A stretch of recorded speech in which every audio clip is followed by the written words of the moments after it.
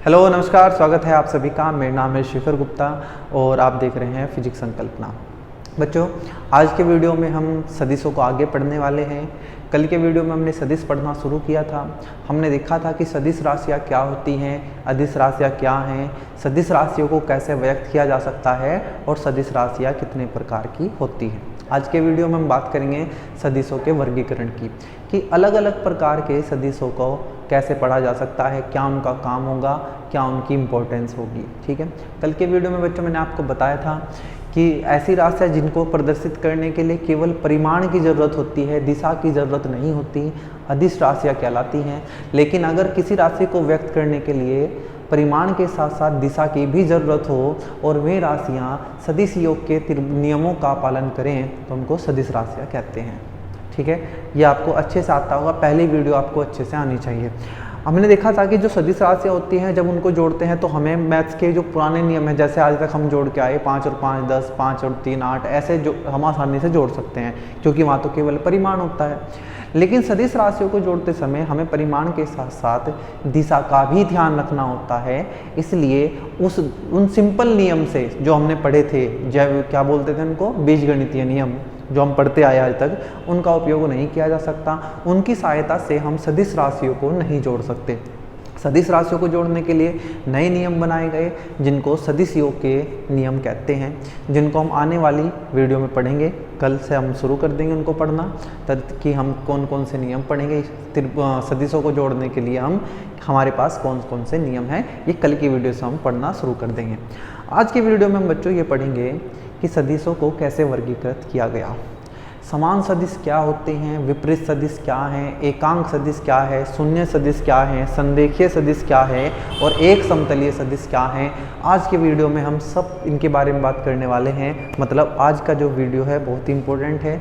जिनको यही नहीं पता होगा आगे चल के कि एकांक सदिश किसको कहते हैं और एकांक सदिशों का काम क्या है, उनके लिए बहुत मुश्किल हो जाएंगी आगे की चीज़ें। इसलिए आप बिल्कुल ध्यान से इसको पढ़ें, अच्छे से इसके नोट्स बनाएं। चलिए बिना देरी के शुरू करते हैं। देर तो बहुत कर चुका हूँ बोल के मैं, फिर भी शुरू करते हैं आज का वीडियो। और सब बच्चे हेडिंग लगाएंगे, मतलब जो भी देख रहे हैं, सदिशों का वर्गीकरण।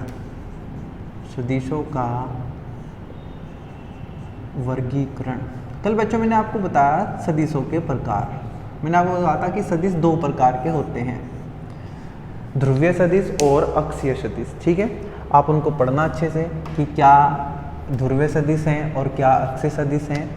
आज हम पढ़ेंगे सदिशों का वर्गीकरण। बच्चों, बहुत प्रकार से हम सदिशों को वर्गीकृत कर सकते हैं। कुछ प्रकार मैं आपको पढ़ाऊंगा, जितने मैं पढ़ाऊंगा उतने ही आपके लिए इम्पोर्टेंट है, ज़्यादा टेंशन लेने की ज़रूरत नहीं कि क्या इसके अलावा भी हो सकते हैं। ठीक है, पहला सदिश है बच्चों समान सदिश। पहले सदिश कौन है? समान सदिश। इंग्लिश में बोलते हैं बच्चों इनको इक्वल वेक्टर्स। क्या? Equal vectors. ध्यान सुनना, समान सदिश इंग्लिश में खुद लिखना, इक्वल वेक्टर्स। ऐसे सदिश जिनके परिमाण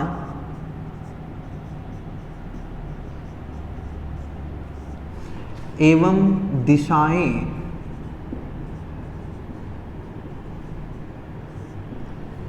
समान होती हैं,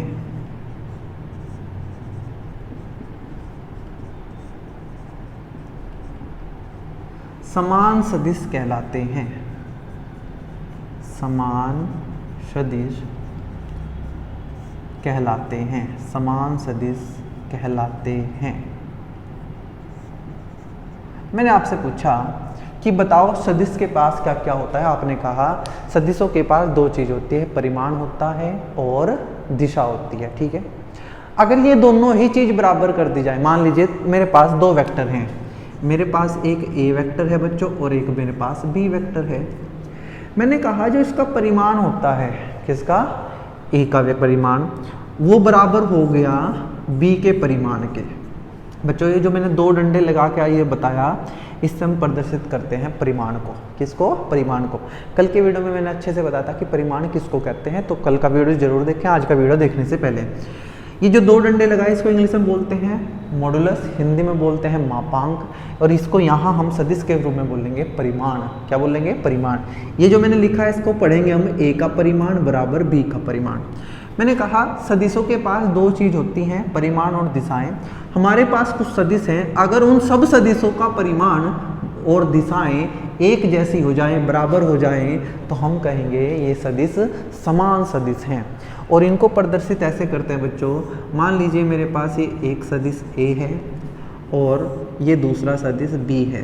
कल मैंने आपको बताया था कि जो तीर होते हैं ये सदिशों की दिशा को व्यक्त करते हैं, तो क्या ये दोनों तीर एक ही दिशा में हैं? आपने कहा भैया एक ही दिशा में हैं, मतलब a और b की दिशा एक ही है।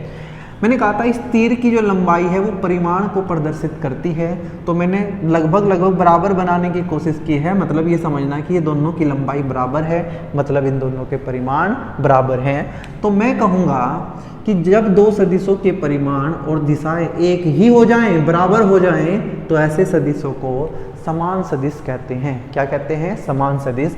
और इनको ऐसे लिखा जाता है बच्चों, a वेक्टर बराबर b वेक्टर। अगर दो सदिश आपस में बराबर हैं तो हम उनको लिखेंगे कि a वेक्टर बराबर b वेक्टर। अगर x और y हैं तो आप लिखेंगे x वेक्टर बराबर y वेक्टर। अगर m और n है तो आप लिखेंगे m वेक्टर बराबर n वेक्टर। इसमें और इसमें फ़र्क है बच्चों, ये a वेक्टर और ये b वेक्टर बराबर हैं। यहाँ का मतलब है a का परिमाण b के परिमाण के बराबर है। ध्यान से सुनना, ये a का परिमाण है, ये b का परिमाण है, दोनों आपस में बराबर हैं। ये a वेक्टर है, ये b वेक्टर है, दोनों आपस में बराबर हैं। ये और ये दो अलग अलग बात है, इनको एक ही बात मत समझना, ये अलग चीज़ है, ये अलग चीज़ है। एक और बात सुनो बच्चों, ये तो मैंने दो सदिशों के बारे में बात की। अगर ऐसे तीन सदिश हो जाएं, ऐसे चार सदिश हो जाएं, अगर चारों की दिशा बराबर है, चारों की लंबाई बराबर है, लंबाई मतलब परिमाण, तो हम कहेंगे कि ये चारों सदिश भी बराबर हैं। तो मैं यहाँ लिख दूंगा a वेक्टर बराबर b वेक्टर बराबर c वेक्टर बराबर d वेक्टर।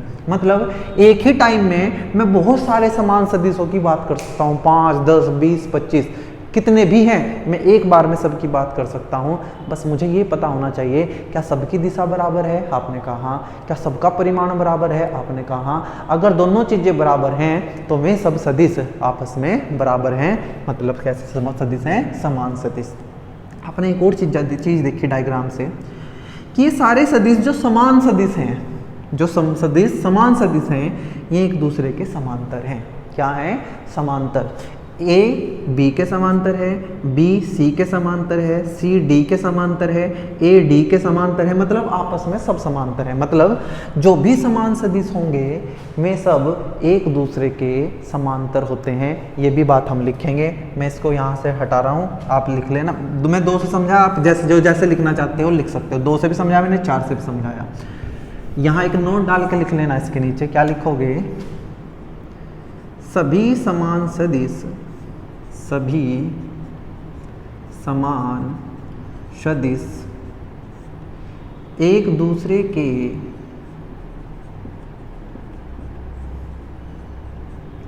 समांतर होते हैं, समांतर होते हैं।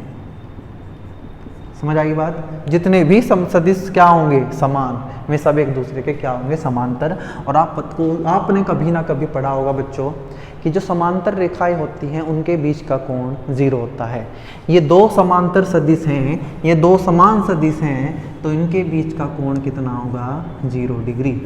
ये बहुत आसान सी बात है, लेकिन बच्चों को याद नहीं रहती। आपको याद रखना है कि जो समांतर सदिश हैं, जिनकी दिशा भी बराबर है, जिनका परिमाण भी बराबर है, वे एक दूसरे के समांतर होंगे, और समांतर होंगे तो उनके बीच का कोण 0 डिग्री होगा। यहाँ से मैंने आपको समझाने की कोशिश की बच्चों समान सदिश। मैं इसको हटा रहा हूँ, आगे बढ़ते हैं और दूसरे प्रकार का सदिश पढ़ते हैं, जिसका नाम है बच्चों विपरीत सदिश या ऋणात्मक सदिश।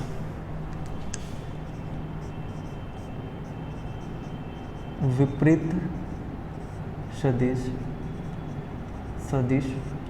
या इसी को बोलते हैं ऋणात्मक सदिश।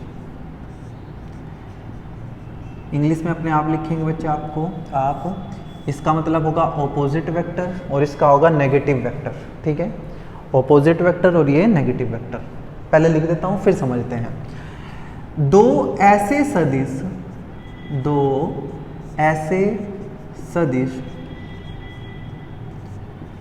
जिनका परिमाण समान होता है, परंतु दिशा विपरीत होती है,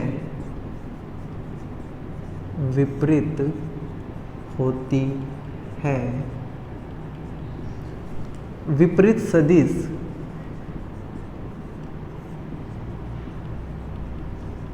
या ऋणात्मक सदिश कहलाते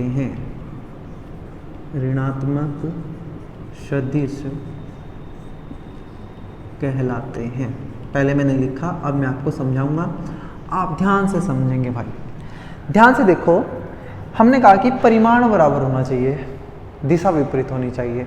विपरीत होने की वजह से इसका नाम विपरीत सदिश है। ये ऋणात्मक सदिश क्यों बोला, ये भी मैं भी समझाने वाला हूँ आपको। मैंने ये बता दिया कि विपरीत सदिश इनको क्यों बोलते हैं, क्योंकि इनकी दिशाएं बराबर होती हैं, विपरीत होती हैं, एक दूसरे के उलट।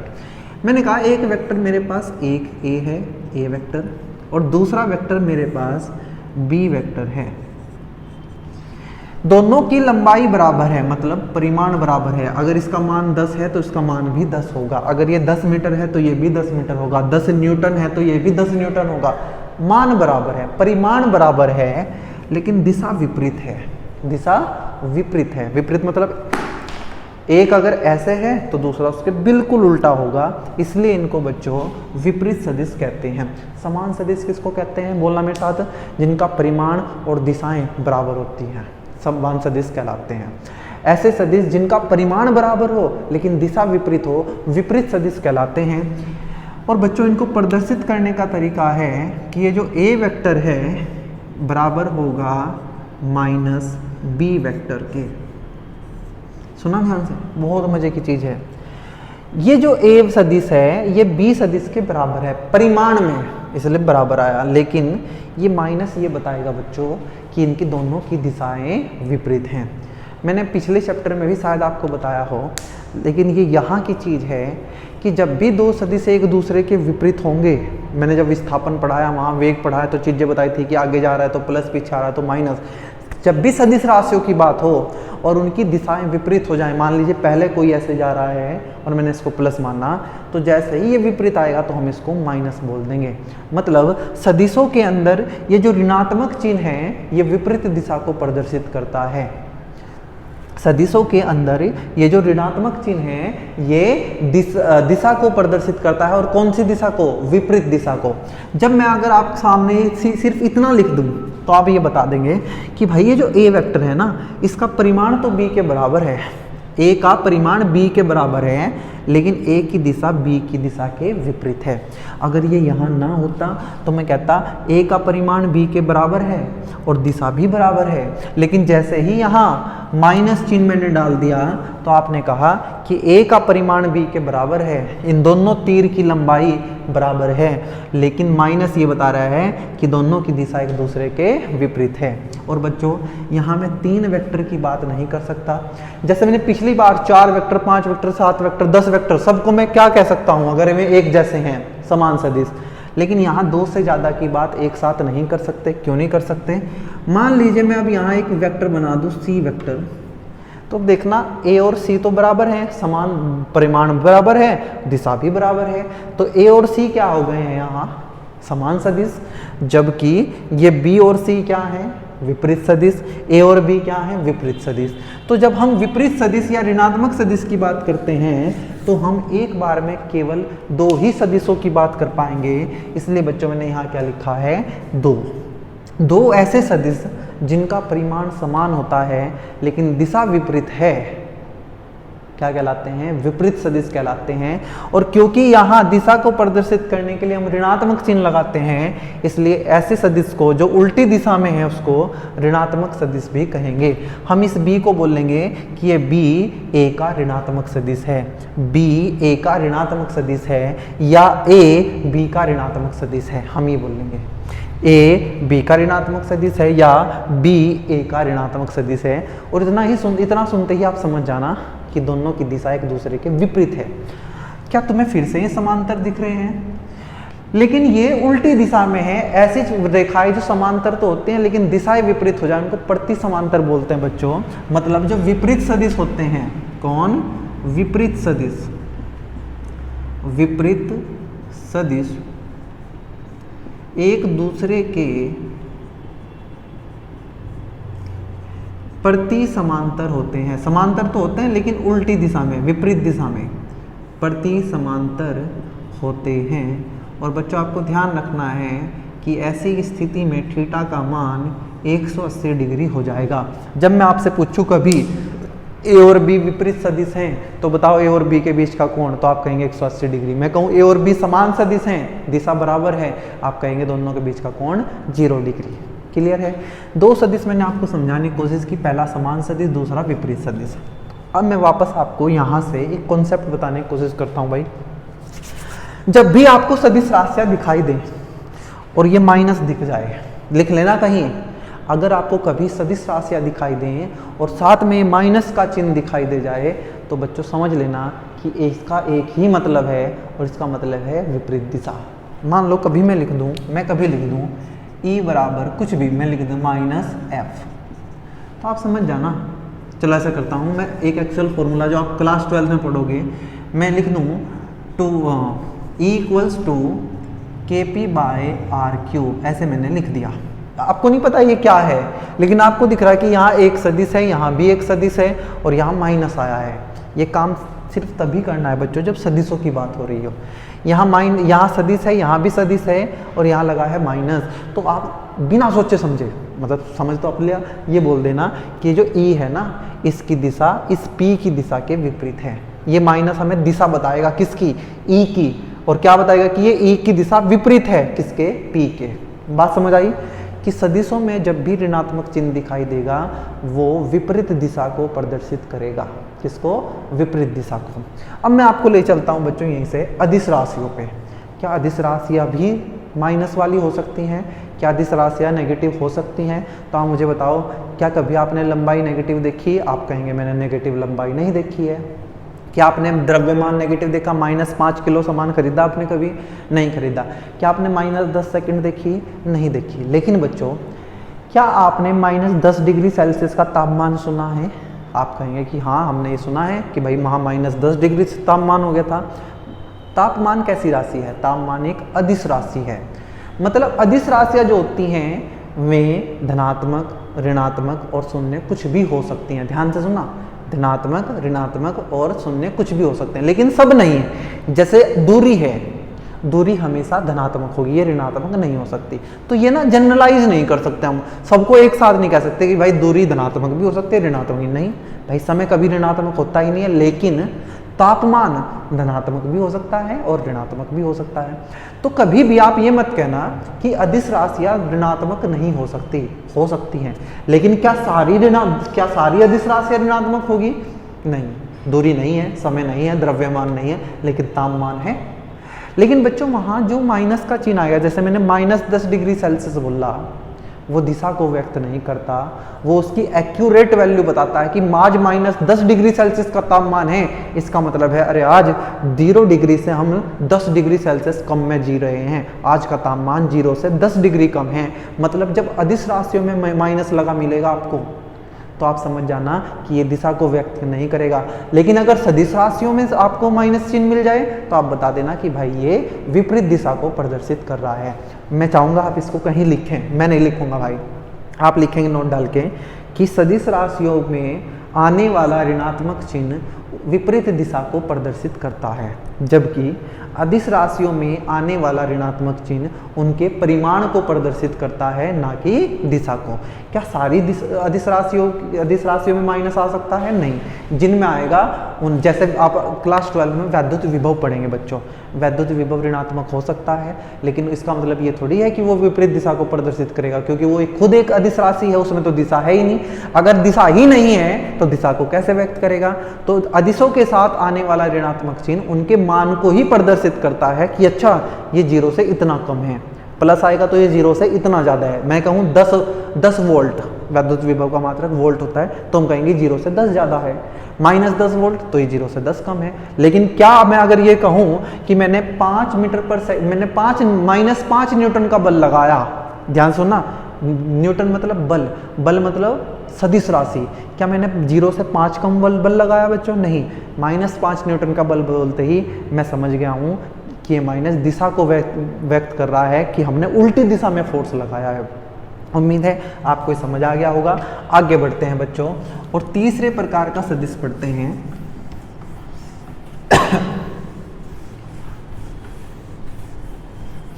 चलिए तीसरी हेडिंग लगाएंगे बच्चों आप, संरेखीय सदिश। संरेखीय सदिश, इनको इंग्लिश में बोलते हैं बच्चों कोलिनियर वेक्टर्स। कोलिनियर,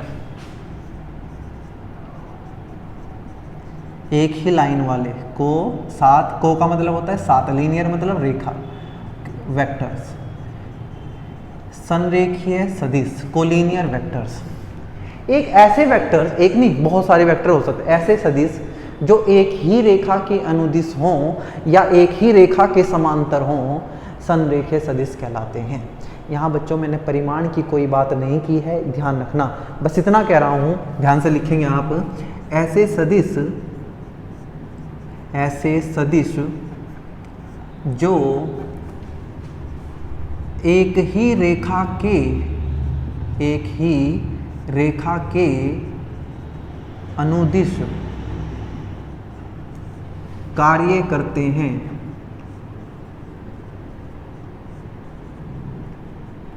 या एक ही रेखा के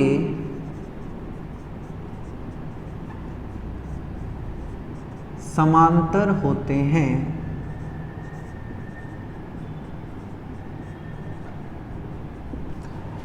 संरेखीय सदिश कहलाते हैं। संरेखीय सदिश कहलाते हैं। बना के समझाता हूँ, कहलाते हैं। क्या बात समझ आई? मैंने कहा मान लीजिए ये है ए वेक्टर, मैंने कहा है ये है बी वेक्टर, मैंने कहा ये है सी वेक्टर, मैंने कहा ये है डी वेक्टर। देखना ये सब एक ही लाइन में है क्या? आपने कहा हाँ साफ साफ दिख रहा है, ये सब एक ही लाइन में हैं, तो ये सब सदिश संरेखीय सदिश कहलाएंगे। क्या कहलाएंगे? संरेखीय। देखो ये बड़ा है, ये छोटा है, ये और बड़ा है, ये छोटा है, मतलब यहाँ परिमाण से हमें लेना देना नहीं है, बस ये देखना है कि एक ही लाइन में है क्या। हम कहेंगे हाँ, अगर एक लाइन में है तो ये संरेखीय सदिश हैं, एक ही रेखा के अनुदिश, अनुदिश मतलब दिशा में कार्य करते हैं। ये दूसरा समझो, या एक ही रेखा के समांतर है। मैंने कहा ये ए वेक्टर है, ये बी वेक्टर है, ये सी वेक्टर है, ये डी वेक्टर है। देखना क्या ये चारों एक दूसरे के समांतर है, या मैं यहाँ एक रेखा खींच दूँ, क्या ये भी इसके समांतर है, ये भी इसके समांतर है, ये भी इसके समांतर है, ये भी इसके समांतर हैं, एक ही रेखा के समांतर होते हैं, संरेखीय सदिश कहलाते हैं। क्या कहलाते हैं? संरेखीय सदिश। ऐसे सदिश जो एक ही रेखा के अनुदिश कार्य करते हैं या एक ही रेखा के समांतर होते हैं, संरेखीय सदिश कहलाते हैं। आगे बढ़ते हैं बच्चों, इतना इंपॉर्टेंट नहीं है, बस पता होना चाहिए कि हाँ ये भी कोई प्रकार है सदिशों का। पहले जो सदिश पढ़ा है मैंने दो, समान सदिश और विपरीत सदिश, बहुत इंपॉर्टेंट है। ये तीसरे वाला इतना इंपॉर्टेंट नहीं है। नंबर 4 आएगा बच्चों एक समतलीय सदिश। एक समतलीय सदिश,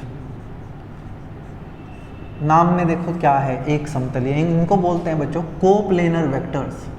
कोप्लेनर वेक्टर्स, को का मतलब एक, प्लेनर मतलब प्लेन, एक ही प्लेन में है, जो एक ही समतल में होते हैं, उनको बोलते हैं एक समतलीय सदिश। लिख देता हूं, फिर समझेंगे आराम से बढ़िया से। एक ही समतल में स्थित सदिश एक समतलीय सदिश कहलाते हैं। एक समतलीय सदिश कहलाते हैं। ऐसे सदिश जो एक ही समतल में होते हैं उनको एक समतलीय सदिश कहते हैं। जैसे बच्चों एक बोर्ड है, ये हमारा बोर्ड व्हाइट बोर्ड है जो एक समतल है। इसमें मैं कितने ही सदिश बना दूं, ये ए, ये बी, ये सी, ये डी, मैं कहीं भी बना दूं इस पूरे बोर्ड पर, ये सारे एक ही समतल में तो हैं, इनको एक समतलीय सदिश कहते हैं। क्या कहते हैं? एक समतलीय। ऐसे सदिश जो एक ही समतल में होते हैं एक समतलीय सदिश कहलाते हैं। अब थोड़ा सा इसको अच्छे से समझते हैं बच्चों। आप सब जानते हैं ना, समतल 3 प्रकार के होते हैं। कितने प्रकार के? 3 प्रकार के। मैं कहूँ कौन कौन से? आप कहेंगे भैया आपने पढ़ा एक एक्स अक्ष होता है, एक वाई अक्ष होता है, और एक सॉरी वेक्टर नहीं लगाना, ये एक्स अक्ष है, ये वाई अक्ष है, और बच्चों ऐसे होता है आपका जेड एक्स। आप सब जानते होंगे एक्स वाई और जेड तीनों एक दूसरे के लंबवत होते हैं, लेकिन मैं यहाँ नहीं बना पाता तो हम इसको ऐसे बना के दिखाते हैं। ठीक है, तो बच्चों यहाँ से 3 प्रकार के समतल बने। मैं यहाँ से आपको एक कॉपी से करके दिखाता हूँ, मेरे पास यहाँ एक कॉपी है, उससे करके मैं आपको दिखाऊंगा।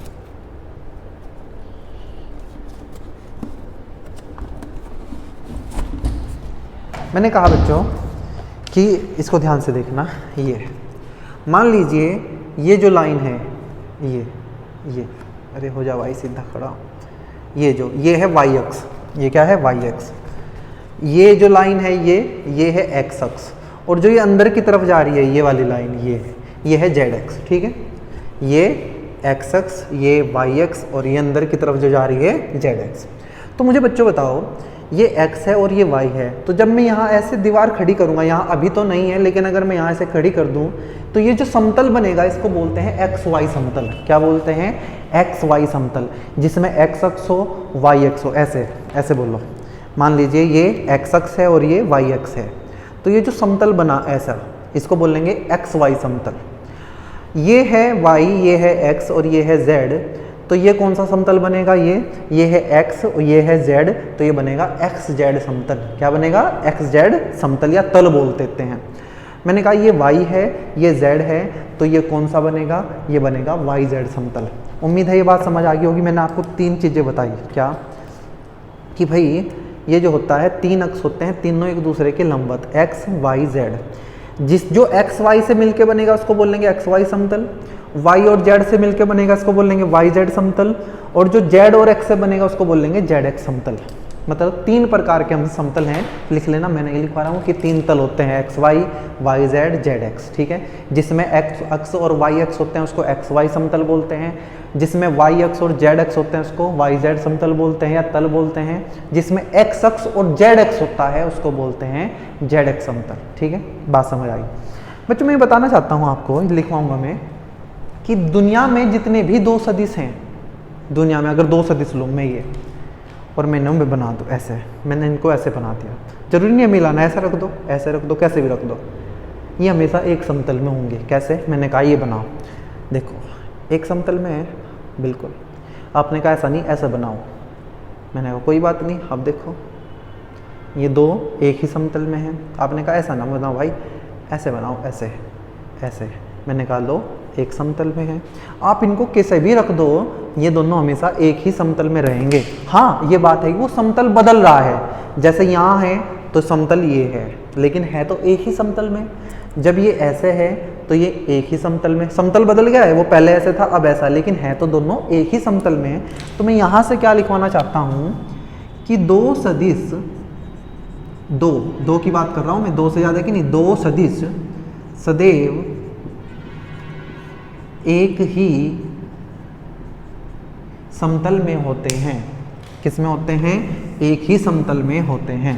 2 सदिश सदैव एक ही समतल में होते हैं। या ऐसे लिखो ना, ऐसे लिखेंगे हम, दो सदिश सदैव एक समतलीय होते हैं, एक समतलीय होते हैं, एक समतलीय होते हैं। दो सदिश हमेशा एक ही तल में रहेंगे, इसलिए दो सदिश बिना सोचे समझे बोलना कि ये क्या है, एक समतलीय। लेकिन दो से ज़्यादा होते हैं, जैसे तीन हो जाए, मैंने कहा ये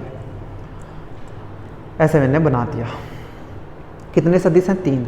क्या तीनों एक ही समतल में? हाँ भाई, तीनों एक ही समतल में हैं। मैंने कहा लेकिन अब बताओ, अब आप कहोगे कि ये दो तो इस समतल में है लेकिन ये इस समतल में नहीं है। इस समतल में होने का मतलब ये भी मेरे हाथ पे पड़ा हुआ होना चाहिए। देखो ये दो पेन मेरे हाथ पे पड़े हुए हैं, तो मैं कहूँगा ये जो दो लाल पेन है ये मेरे हाथ के समतल में है, लेकिन ये नहीं है। ये दो एक समतल में है लेकिन फिर ये नहीं है, फिर ये दो समतल में है, ये नहीं है। इसका मतलब ये है कि दो से ज़्यादा सदिश एक समतलीय हो भी सकते हैं और नहीं भी हो सकते। जैसे ये तीनों देखना, वो ये एक ही समतल में है, तीन सदिश एक समतलीय हैं लेकिन अब नहीं है। क्या लिखेंगे? दो से अधिक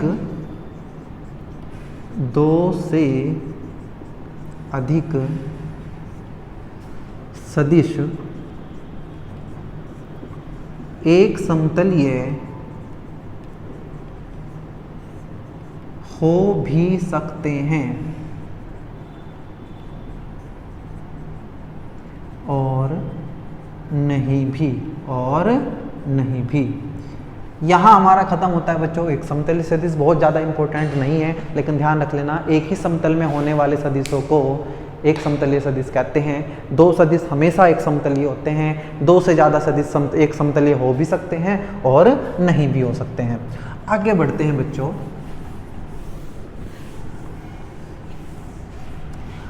कुछ ऐसे वेक्टर हैं, जैसे आपको बोल देंगे समांतर सदिश, तो मैंने पढ़ा दिया, जो एक दूसरे के समांतर होंगे उनको समांतर सदिश बोल लेंगे। हाँ देखो, ध्यान सुनो, जब आपको बोला जाए समान सदिश तो आप कहेंगे समान सदिश में जिनका परिमाण और दिशा बराबर होती हैं में भी समांतर हो जाते हैं, होते हैं ना। लेकिन अगर आपको सीधा ही पूछा जाए कि समांतर सदिश किसको बोलते हैं, तो आप बोलेंगे ऐसे सदिश जो एक दूसरे के समांतर होते हैं उनको समांतर सदिश कहते हैं। आप यहाँ ये नहीं बोलेंगे कि उनका परिमाण बराबर है या नहीं, उससे कोई मतलब नहीं है। मैं इसको लिखवा नहीं रहा हूँ। समांतर सदिश कौन होते हैं? जो एक दूसरे के समांतर होते हैं, उनका परिमाण बराबर हो या ना हो हमें उससे मतलब नहीं है। जैसे मैं ये कहूँ ये दोनों एक दूसरे के समांतर हैं लेकिन परिमाण अलग अलग हैं, लेकिन है तो समांतर। हाँ, ये समान सदिश नहीं है। दो समान सदिश हैं, लंबाई बराबर दिशा बराबर, ये भी समांतर सदिश हैं। ठीक है, बात ध्यान रहेगी बिल्कुल। समांतर सदिशों के बीच का कोण कितना होता है? 0 डिग्री। आगे आके बहुत काम आएगा जब हम सदिशों की गुणा पढ़ेंगे। मैं आपसे पूछता रहूँगा कि बताओ अब इनके बीच का कोण, तो आपको अपने आप से सोचना है, ना कि मुझ पर निर्भर रहेंगे कि मैं ही बताऊंगा कि आप इनका कितना कोण होगा। समांतर के बीच का 0, प्रति समांतर के बीच का 180। अब बात करते हैं बच्चों नंबर 5, और नंबर 5 है हमारा शून्य सदिश। इंग्लिश में बोलते हैं बच्चों इसको जीरो वेक्टर, जीरो वेक्टर या नल वेक्टर। मैंने आपको कहा कि सदिशों के पास दो चीज होती हैं, परिमाण और दिशा। परिमाण और दिशा। ऐसे सदिश जिनका परिमाण शून्य होता है, मतलब जिनकी कोई वैल्यू नहीं है, जिनकी वैल्यू 0 है, उनको क्या बोलते हैं? शून्य सदिश बोलते हैं। इतनी ही इसकी परिभाषा है। हम लिखेंगे ऐसे सदिश जिनका परिमाण मतलब वैल्यू, नंबर, परिमाण शून्य होता है, शून्य सदिश कहलाते हैं, जीरो वेक्टर कहलाते हैं, शून्य सदिश कहलाते हैं। इनको ऐसे प्रदर्शित करते हैं भाई, जीरो वेक्टर, या ओ बोल लो या जीरो बोल लो। जीरो के ऊपर वेक्टर लगा के जीरो वेक्टर से प्रदर्शित करते हैं।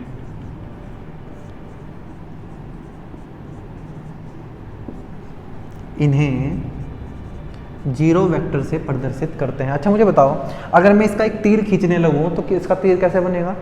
आप कहोगे जब इसका परिमाण ही 0 है तो उसके तीर की लंबाई 0 होगी। भाई तीर की लंबाई क्या बताती है? तीर की लंबाई हमें परिमाण बताती है। परिमाण 0 है, मतलब जो इसका तीर खींचेगा उसकी तो लंबाई 0 होगी। और बच्चों अगर उसकी लंबाई 0 होगी मतलब हमें उसको खींचने की ज़रूरत नहीं है, तो मैं दिशा कैसे बताऊंगा?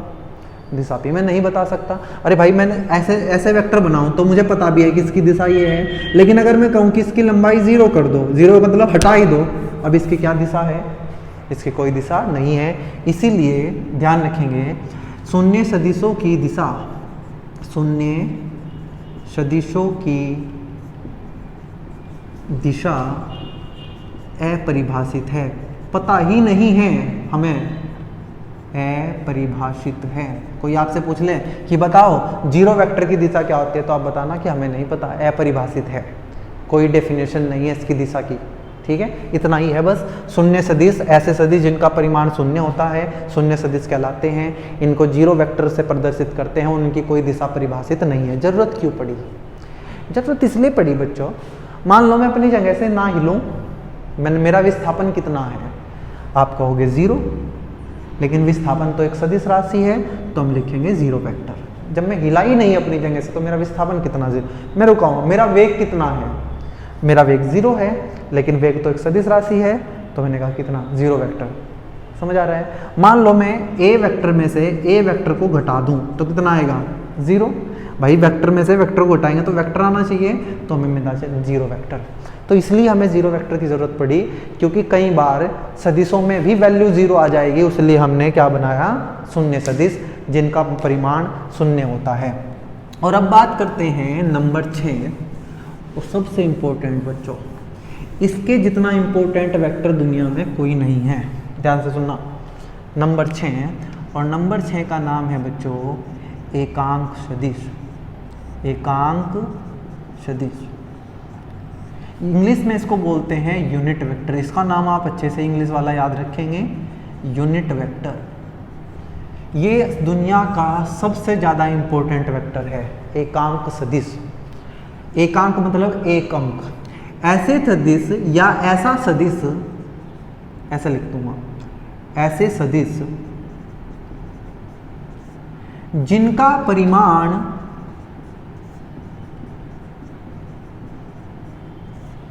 एक होता है, एकांक सदिश कहलाते हैं।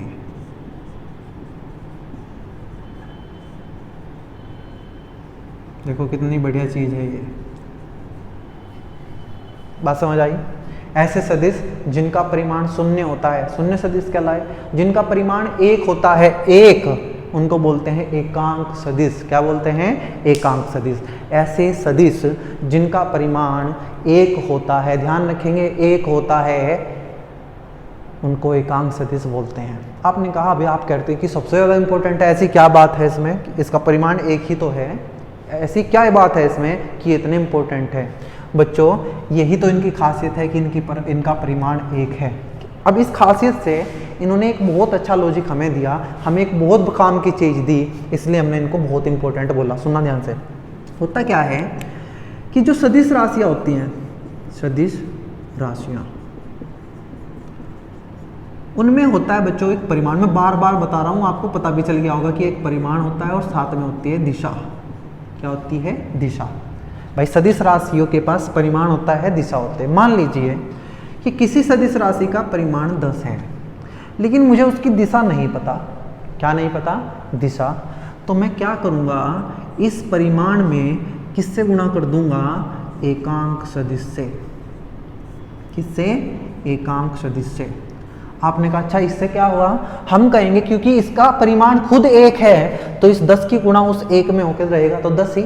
मतलब इस सदिश में ये जो भी होगा, इसमें एकांक सदिश से मल्टीप्लाई करने पे क्या नहीं बदला? परिमाण। इसका परिमाण पहले भी 10 था, एकांक सदिश से गुणा करने के बाद भी इसका परिमाण 10 ही रहा, लेकिन अब इसके पास दिशा आ गई है। क्या पहले इसके पास दिशा थी? आप कहेंगे नहीं, पहले केवल इसके पास परिमाण था। हमने इसको कहा कि ले भाई एकांक सदिश पकड़। आपने कहा एकांक सदिश लेते ही इसके पास दिशा आ गई है, ये बन गया है सदिश। मतलब एकांक सदिश ने एक खास बात ये की कि अपना परिमाण 1 लेके गया, अगले का परिमाण बदला नहीं। उसने कहा भाई मेरा परिमाण 1 है, तेरा जितना भी है तुम मुझसे गुणा हो जा तो उतना ही मैं हो जाऊंगा, लेकिन मैं तुझे दिशा दे के जाऊंगा। क्या दे के जाऊंगा? दिशा दे के। मतलब ये जो एकांक सदिश है ये दिशा देने का काम करते हैं। क्या काम करते हैं? दिशा देने का, या ये कहिए एकांक सदिशों का काम क्या है? दिशा बताना। एकांक सदिश दिशा बताने के लिए या निर्धारित करने, जो भी बोल लो, बताने के लिए प्रयोग किए जाते हैं। प्रयोग किए जाते हैं। अभी मैं बताऊंगा आगे, इससे बाद वाली जो हेडिंग है उसमें बिल्कुल समझ आए, किए जाते हैं। भाई हमने कहा ऐसे सदिश जिनका परिमाण एक होता है एकांक सदिश कहलाते हैं। ये बहुत खास हैं। क्यों खास है? हमने कहा इनका परिमाण एक है। अगर हम इनसे किसी नंबर में गुणा कर देंगे तो उस नंबर नहीं बदलेगा, वो 10 है तो 10 ही रहेगा, क्योंकि ये खुद एक है। लेकिन ये उनको दिशा दे के आ जाएंगे, मतलब ये दिशा बताने का काम करेंगे। दुनिया में एक ही काम, एकांक सदिश का दुनिया में एक ही काम। मेरे साथ बोलेंगे, एकांक सदिश का दुनिया में एक ही काम, दिशा बताना। एकांक सदिश का क्या काम? दिशा बताना। एकांक सदिश का क्या काम? दिशा बताना। दिशा कौन बताएंगे? एकांक सदिश। दिशा कौन बताएंगे? एकांक सदिश। ऐसे ही दिमाग में डाल लेना कि ये बहुत इंपॉर्टेंट है और दुनिया में बस इसका एक ही काम है। क्या काम है? दिशा बताना। क्या काम है? दिशा बताना। ठीक है, इन्होंने कहा क्योंकि भाई हम हैं बहुत इंपॉर्टेंट तो हमको चाहिए ज़्यादा इज्जत। इन्होंने सदिशों को कहा कि भाई हम तुमसे सबसे अलग हैं। ये समान सदिश है, विपरीत सदिश है, एक समतल सदिश है। इन्होंने कहा कि तुम हमारे सामने कुछ नहीं हो, हम तुमसे ज़्यादा इंपॉर्टेंट है, हमको चाहिए अलग से इज्जत, तो हमें अलग तरीके से प्रदर्शित करो। साइंटिस्ट ने इस वाले सदिश को अलग से प्रदर्शित करने का काम किया। हमने कहा था कि अगर कोई राशि सदिश है तो उसके सर के ऊपर ये तीर लगा दो तो हम पहचान जाएंगे कि ये सदिश है। क्या है? सदिश। लेकिन क्योंकि ये सबसे ही ज़्यादा इंपॉर्टेंट है, हमने कहा कि ऐसा करते हैं, इसको ऐसे प्रदर्शित करते हैं और जब भी ये लगा मिल जाए तो हम बोल देंगे कि ये एकांक सदिश है। क्या है बच्चों? एकांक सदिश है। क्या है? एकांक सदिश। इसको पढ़ेंगे हम कैप। क्या पढ़ेंगे? कैप। जैसे सिर पे लगा लेते हैं ना वो टोपी, कैप। हम इसको पढ़ेंगे ए कैप। ए कैप का मतलब है ये एकांक सदिश है। इसका परिमाण कितना है? एक है। इसका काम क्या है? दिशा बताना है। मैंने कहा बताओ ये क्या है? आप कहेंगे बी कैप है। ये देखते ही पहचान गए, कैप लगा अलग से ही दिख रहा है कि भाई ये एकांक सदिश है। इसका परिमाण कितना है? एक। इसका काम क्या है? दिशा बताना। मैंने कहा ये क्या है? आपने कहा एक्स कैप। क्या काम है इसका? इसका काम दिशा बताना है। इसका परिमाण कितना है? एक है। मैंने कहा ये क्या है? आपने कहा ये एकांक सदिश नहीं है, ये सदिश है। इसका परिमाण मुझे नहीं पता कितना है, लेकिन इसका परिमाण एक तो नहीं है। क्या पता आ जाए? अगर आ जाएगा तो फिर मैं इसको बी कैप लिख दूंगा। समझ आ गई बात?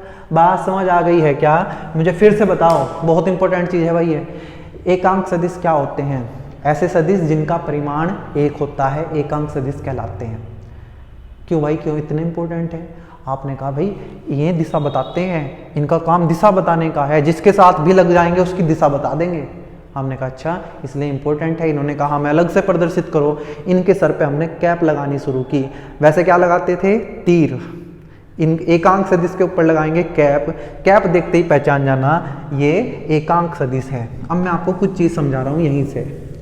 अभी मैं बार बार आपको बता रहा हूँ कि मान लो हमारे पास कोई सदिश है तो उसके पास दो चीज़ होती हैं बच्चों, एक होता है परिमाण और एक होती है उसकी दिशा। सुनना ध्यान से। मैंने कहा कि मान लेते हैं वो जो सदिश है वो ए है, तो ए के ऊपर मैंने वेक्टर लगा दिया। परिमाण को मैंने आपको बताया कि अगर किसी भी वेक्टर का परिमाण लिखना है तो उसकी तरफ दोनों ही डंडे लगा दो। इसको पढ़ेंगे ए का परिमाण, इंग्लिश में बोलते हैं मॉड्यूलस ऑफ ए या मैग्नीट्यूड ऑफ ए। दिशा, किसकी दिशा बतानी है? ए की। दिशा बताने का काम किसका है? एकांक सदिश का। एकांक सदिश को किससे प्रदर्शित करते हैं? कैप लगा के। तो इस तरीके से हम किसी एक पूरे वेक्टर को प्रदर्शित करते हैं बच्चों। ये एक सदिश है, ये उसका परिमाण है, ये उसकी दिशा है। ध्यान से, बहुत इंपॉर्टेंट लाइन है ये। मैं आपसे पूछूं कि बताओ ए कैप क्या होगा, तो आप कहेंगे ए कैप के लिए तो हम ए वेक्टर के बटे में इसको लेते जाएंगे, ये इधर आ जाएगा तो हम ये निकाल लेंगे ऐसे। मतलब अगर आपको किसी सदिश का एकांक सदिश निकालना है, अगर आपको किसी सदिश का एकांक सदिश निकालना है तो आप उस सदिश को उसी सदिश के परिमाण से भाग कर दो, क्या मिल जाएगा? एकांक सदिश मिल जाएगा। बात समझ आई है क्या? ये मैं आगे चल के समझाऊंगा, अभी न्यूमेरिकल नहीं कर रहे हैं, पहले थ्योरी पढ़ेंगे वेक्टर की, तब आपको चीज़ें समझ आएंगी। अभी मैं आपके सामने कुछ भी लिख के बैठ जाऊँ तो समझ नहीं आएगा, पहले पूरी थ्योरी हम समझ लेंगे, फिर आप इतने आसान चीज़ है बच्चों, आप कहोगे कि वेक्टर से आसान तो कुछ नहीं है, लेकिन उनके लिए जो अच्छे से पढ़ेंगे। मैंने कहा ये बात समझ आई क्या? मैं फिर से एक बार पूछ लेता हूँ, एकांक सदिश क्या होते हैं? जिनका परिमाण एक होता है, इनका काम दिशा बताना होता है, इनको प्रदर्शित करते हैं कैप लगा के। ये चीज़ आप अपने दिमाग में डाल लेना कि कोई सदिश उसके परिमाण और दिशा से बनता है। परिमाण को ऐसे लिखते हैं, दिशा को ऐसे लिखते हैं। मैं कहूँ आप ये लिख के बताओ बी वेक्टर, आप कहोगे भैया ये तो बहुत आसान है, बी का परिमाण और बी की दिशा। ठीक है, ये भी याद रख लेना कि भाई अगर ये आया तो यहीं से है, लेकिन मैं चाहता हूँ कि आप इसको एक बार में ध्यान रख लें कि एकांक सदिश निकालने के लिए उस सदिश को उसके परिमाण से भाग कर देते हैं। ये था नंबर 6 और पहुँचते हैं इससे आगे। इसी से जुड़ता है, जुड़ा हुआ वेक्टर है, और मैं कहूँगा वो और भी इम्पोर्टेंट है। आप कहोगे अभी तो कहते हैं कि सबसे इम्पोर्टेंट है, भाई वो भी एकांक सदिश ही है, इसलिए मैं कह रहा हूँ वो भी इम्पोर्टेंट है। नंबर 7 वेक्टर बनेगा हमारा लंब कोणीय एकांक सदिश। लंब कोणीय एकांक सदिश, इंग्लिश में बच्चों इनको बोलते हैं orthogonal unit vectors. Orthogonal unit vectors, unit जिसका परिमाण 1 होगा, ऑर्थोगोनल लंबकोणीय। इसको आसानी से, बहुत आसान है ये, बहुत आसानी से आपको समझ आ जाएगा। लंबकोणीय एकांक सदिश। मुझे बताओ कितनी अक्ष होती हैं? आप कहेंगे 3, x, y, z, जो हमने पढ़ा है। कार्तीय तल बोलते हैं इसको बच्चों, अगर मैथ्स में हमने पढ़ा हो। एक x होता है, y और एक z, और ये तीनों एक दूसरे के लंबवत होते हैं। ये x अक्ष है, ये y अक्ष है, और ये z अक्ष है। आप सब जानते हैं z अक्ष ऐसे होता है, ठीक है, लेकिन बनाया नहीं जा सकता हवा में, तो बोर्ड पे ऐसे बना देते हैं। हमने कहा यार ये तीनों बहुत इंपॉर्टेंट है, ये बार बार हमारे सामने आएंगे, और हमें इन तीनों की दिशा की भी जरूरत पड़ेगी। एक्स अक्ष की दिशा की जरूरत पड़ेगी, वाई अक्ष की दिशा की जरूरत पड़ेगी, जेड अक्ष की दिशा की जरूरत पड़ेगी। हमने कहा कि दिशा बताने का काम किसका है? आपने कहा कि भाई दिशा तो बताते हैं एकांक सदिश, तो ऐसा करो ना, इनको अलग से एकांक सदिश दे दो। ले भाई ये तू पकड़, ये तेरी दिशा बताएगा, ये तू पकड़, ये तेरी दिशा बताएगा, ये तू पकड़, ये तेरी दिशा बताएगा। मतलब हमने नए 3 एकांक सदिश बनाए। एकांक सदिशों का काम दिशा बताना।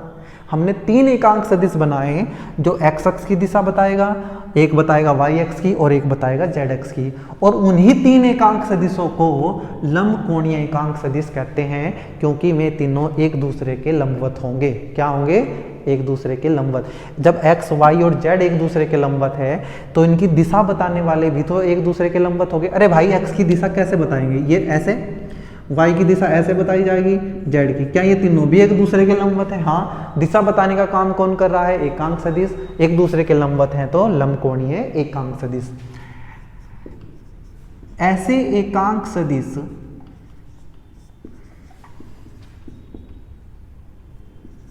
जो x अक्ष, y अक्ष और z अक्ष की दिशा को प्रदर्शित करते हैं,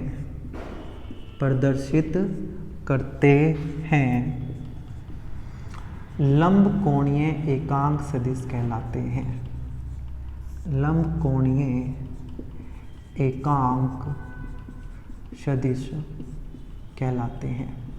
भाई एकांक सदिश तो हैं क्योंकि दिशा बता रहे हैं, लेकिन दिशा बता किसकी रहे हैं? जो एक दूसरे के लंबवत है, इसलिए लंबकोणीय एकांक सदिश हैं। ये 3 कौन है? सुन लो भाई, एक है आई कैप, एक है जे कैप, व के कैप हैं। ये कौन है? 3, आई कैप, जे कैप, के कैप। आई कैप, जे कैप, के कैप। आई कैप किसकी दिशा बताएगा? एक्स अक्ष की। वाई अक्ष की दिशा बताएगा जे कैप, और जेड अक्ष की दिशा बताएगा के कैप। बात समझ आएगा? बात समझ आ जानी चाहिए। भाई हमने कहा एकांक सदिश सबसे इंपॉर्टेंट है, जिनका परिमाण 1 होता है। एक्स अक्ष की दिशा बताने वाला आई कैप, वाई अक्ष की दिशा बताने वाला जे कैप, जेड अक्ष की दिशा बताने वाला के कैप। ये तीनों एक दूसरे के लंबवत हैं और दिशा बता रहे हैं, इसलिए इनको बोलते हैं लंबकोणीय एकांक सदिश। मैं आपसे पूछ लूँ, बताओ आई कैप का परिमाण कितना होगा? आप कहेंगे 1। अरे भाई एकांक सदिश हैं, परिमाण 1, परिमाण को ऐसे प्रदर्शित करते हैं। जे कैप का परिमाण कितना? 1। के कैप का परिमाण कितना? 1। मतलब तीनों का परिमाण कितना होता है? 1। कभी आगे मैं पूछ लूँ आई और जे के बीच का एंगल बताओ, आई कैप और जे कैप के बीच का एंगल, तो घबराना मत, कभी सोच में पड़ जाओ कितना। आई कैप एक्स अक्ष है, जे कैप वाई अक्ष है, और इन दोनों के बीच का एंगल होता है 90 डिग्री। ठीक है, ये थे बच्चों हमारे सदिशों का वर्गीकरण। 7 प्रकार के वर्गीकरण मैंने किए, समान सदिश, विपरीत सदिश, संरेखित सदिश, एक समतलीय सदिश, शून्य सदिश, एकांक सदिश और लंबकोणीय एकांक सदिश। कुछ और होते हैं लेकिन हमें उनकी जरूरत नहीं है, मैं बता देता हूँ। मुक्त सदिश क्या होते हैं? ऐसे सदिश जिनके प्रारंभिक बिंदु को कहीं भी उठा के रख सकते हैं। मान लीजिए ये सदिश है, ये कोई सदिश है, मैं लिखवा नहीं रहा हूँ, आप खुद से लिख लेंगे। क्या नाम है इसका? मुक्त सदिश, इंग्लिश में बोलते हैं फ्री वेक्टर। मान लो ये कोई सदिश है ए, अगर मैं इसको उठा के कहीं आगे रख दूं यहाँ, फिर इसको उठा के आगे रख दूं यहाँ, तो ऐसा सदिश ए क्या कहलाता है? मुक्त सदिश कहलाता है। लेकिन ध्यान रखना कि अगर ये वेक्टर ए है, ऐसे है, तो ये ऐसे ही चलेगा, इसी लाइन में जा सकता है, ऐसे नहीं जा सकता, तब इसको हम मुक्त सदिश नहीं बोल देंगे। ठीक है, कैसे सदिश? ऐसे सदिश जिनके प्रारंभिक बिंदु को उन्हीं की किसी लाइन, उन्हीं की लाइन पर किसी बिंदु पर हम विस्थापित कर सकते हैं, मुक्त सदिश कहलाते हैं। मतलब ऐसा सदिश जो कहीं भी आ जा सकता है वो मुक्त सदिश होता है, लेकिन जाएगा कहाँ? उसी लाइन पे जिस पे वो काम कर रहा है। ठीक है, आबद्ध सदिश या बंधा हुआ सदिश, जिसको हम इंग्लिश में बोलते हैं बाउंड वेक्टर, जिसके प्रारंभिक बिंदु को हम उसकी जगह से ना हिला डुला सकें। जैसे ये यहाँ है तो ये यहीं रहेगा, यहाँ से ये हिल नहीं सकता। जैसे वैद्युत क्षेत्र होता है, चुंबकीय क्षेत्र, क्लास 12th में आप पढ़ोगे। जैसे हमारे वेग है, वेग हमारा विस्थापन है, उसको आगे पीछे कहीं कर दो, कोई दिक्कत नहीं है, उनको मुक्त सदिश बोल लेंगे। लेकिन आगे पीछे ऐसे नहीं कि आपने यहाँ से ही ऐसे कर दिया, नहीं, ऐसे है तो आपकी तरफ ही आएगा, ऐसे है तो ऐसे ही चलेगा, ऐसा मुक्त सदिश। और जब ना हिल सके अपनी जगह से, जिसका प्रारंभिक बिंदु वहीं रहेगा, उसको बोल लेंगे आबद्ध सदिश। ठीक है बच्चों, आज की क्लास में इतना ही। आज मैंने आपको सिखाया सदिशों का वर्गीकरण। यहाँ सदिशों का वर्गीकरण खत्म हो जाता है और कल से पढ़ना शुरू करेंगे सदिशों का योग। कैसे दो सदिशों को हम जोड़ें, उन दो सदिश को जोड़ने का क्या नियम है, त्रिभुज नियम क्या है, चतुर्भुज नियम क्या है, बहुभुज नियम क्या है, और एक फॉर्मूला आएगा बहुत प्यारा सा निकल के, जिसके बिना आप पूरी 12th का फिजिक्स नहीं कर सकते। जहाँ भी आपको वेक्टर मिल जाएगा वो फॉर्मूला लगाना ही पड़ेगा।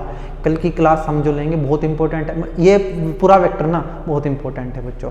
मैं बार बार क्या ही कहूँ कि इंपॉर्टेंट है, बस आप समझ आना कि इंपॉर्टेंट है। आज की क्लास में इतना ही रखेंगे, तो मिलेंगे नेक्स्ट क्लास में, तब तक आप पढ़ते रहिए। धन्यवाद।